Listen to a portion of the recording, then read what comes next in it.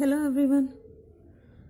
हमने previous video में kinetic energy के बारे में डिस्कस किया था, वर्क एनर्जी थ्योरम के बारे में डिस्कस किया था और उनके एक्सप्रेशंस को डिराइव किया था।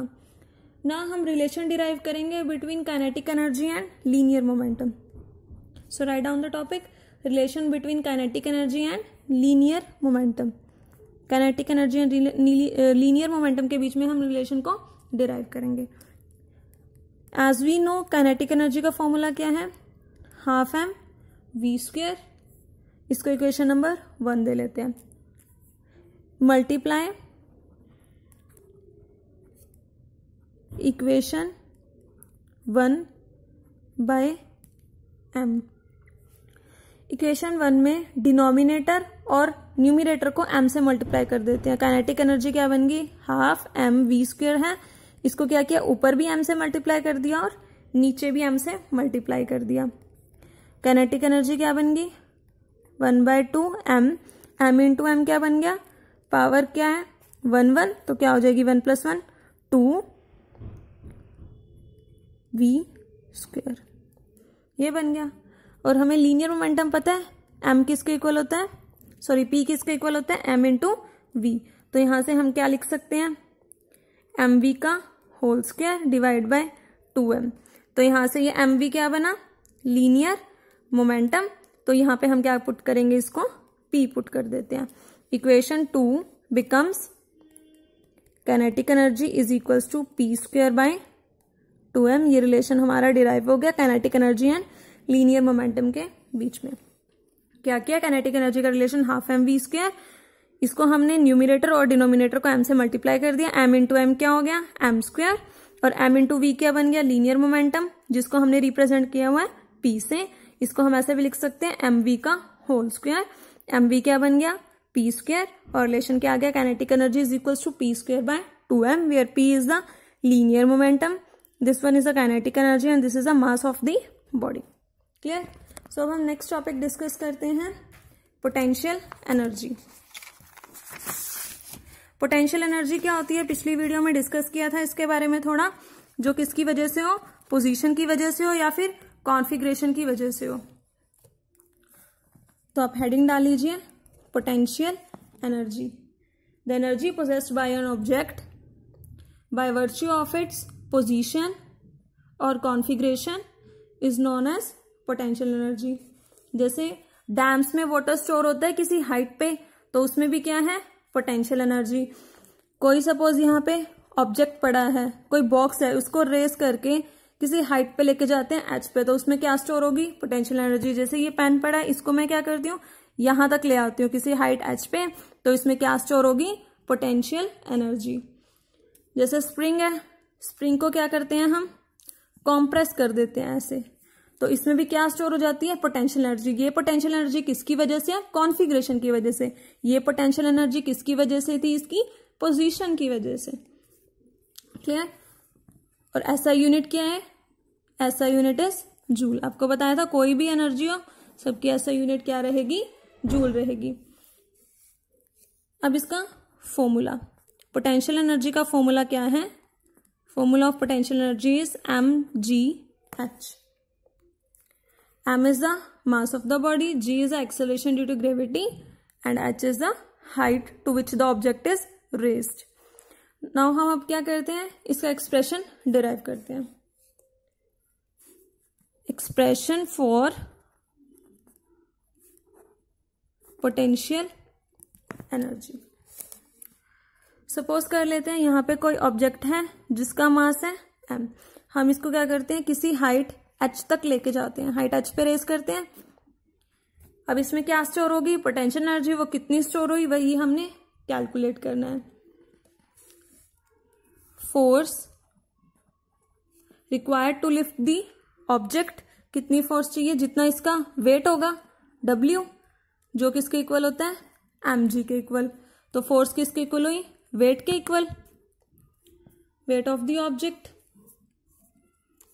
तो फोर्स किसके इक्वल हुई, mg के इक्वल। इसको हम दे लेते हैं इक्वेशन नंबर 1।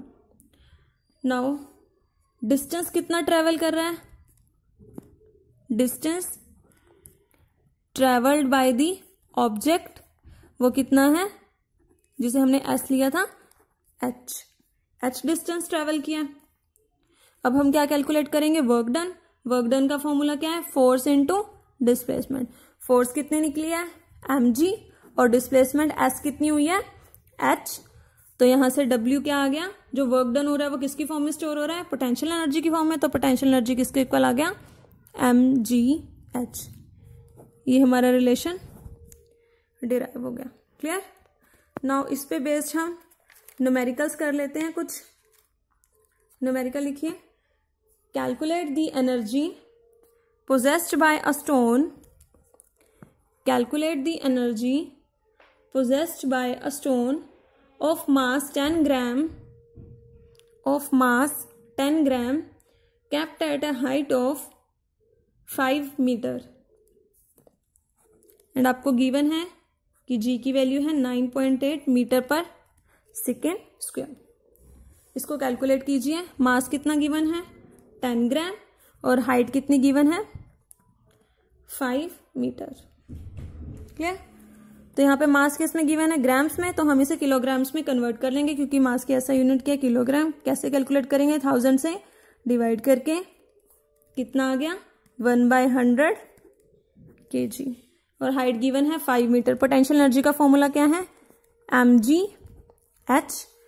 m की वैल्यू 1/100, g की वैल्यू 9.8 और h की वैल्यू क्या है, 5। आप इसको कैलकुलेट कर लीजिए।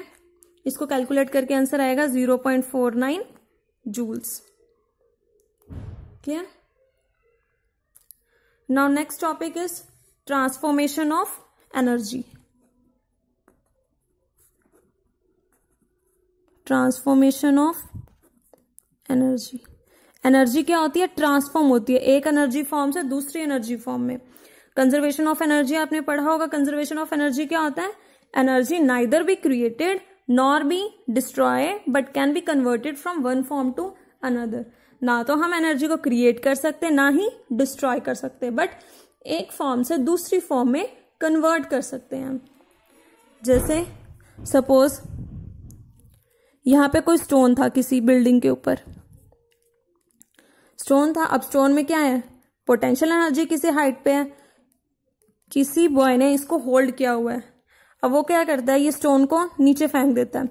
जब स्टोन नीचे जाएगा तो उसके पास क्या आ जाएगी, काइनेटिक एनर्जी, जो उसकी पोटेंशियल एनर्जी। अब हाइट क्या होती जा रही है, डिक्रीज होती जा रही है, तो मतलब पोटेंशियल एनर्जी क्या होती जाएगी, डिक्रीज होती जाएगी, एंड काइनेटिक एनर्जी इंक्रीज होती जाएगी। जो टोटल एनर्जी है वो क्या रहेगी, सेम रहेगी। हम सपोज कर लेते हैं कि यहाँ पे उसके पास 10 जूल पोटेंशियल एनर्जी है। जब वो इस पोजीशन पे आया तो उसके पास 5 जूल पोटेंशियल एनर्जी और 5 जूल काइनेटिक एनर्जी, एंड जब इस पोजीशन पे आया तो 10 जूल क्या होगी, काइनेटिक एनर्जी होगी। तो मतलब क्या है कि एनर्जी क्या होती है, सिर्फ ट्रांसफॉर्म होती है, कन्वर्ट होती है एक फॉर्म से दूसरी फॉर्म में, बट जो टोटल एनर्जी है वो क्या रहेगी, हमेशा सेम रहेगी। जैसे पेंडुलम के केस में देख लो, पेंडुलम के केस में क्या होगा, यहां पे क्या है, इसके पास पोटेंशियल एनर्जी, क्योंकि ये इसके पास क्या है, कुछ हाइट है, और इस पोजीशन पे क्या है, काइनेटिक एनर्जी। अब सपोज कर लेते हैं यहाँ पे 5 जूल इसके पास पोटेंशियल एनर्जी है, यहाँ पे भी 5 जूल, तो यहाँ पे कितनी होगी, 5 जूल ही काइनेटिक एनर्जी होगी। कहीं बीच में सपोज यहाँ पे देख लेते हैं, यहाँ पे क्या होगा, सपोज 3 जूल काइनेटिक एनर्जी है तो 2 जूल क्या होगी, पोटेंशियल एनर्जी होगी। यहाँ पे देख लेते हैं, अगर 4 जूल काइनेटिक एनर्जी है तो 1 जूल क्या होगी, पोटेंशियल एनर्जी होगी। मतलब एनर्जी क्या रहेगी, कंजर्व रहेगी, वो चेंज नहीं होगी, टोटल एनर्जी कांस्टेंट रहती है हमेशा। क्लियर। सो आप इसके न्यूमेरिकल्स ट्राई कीजिए, हम नेक्स्ट वीडियो में पावर डिस्कस करेंगे। Thank you.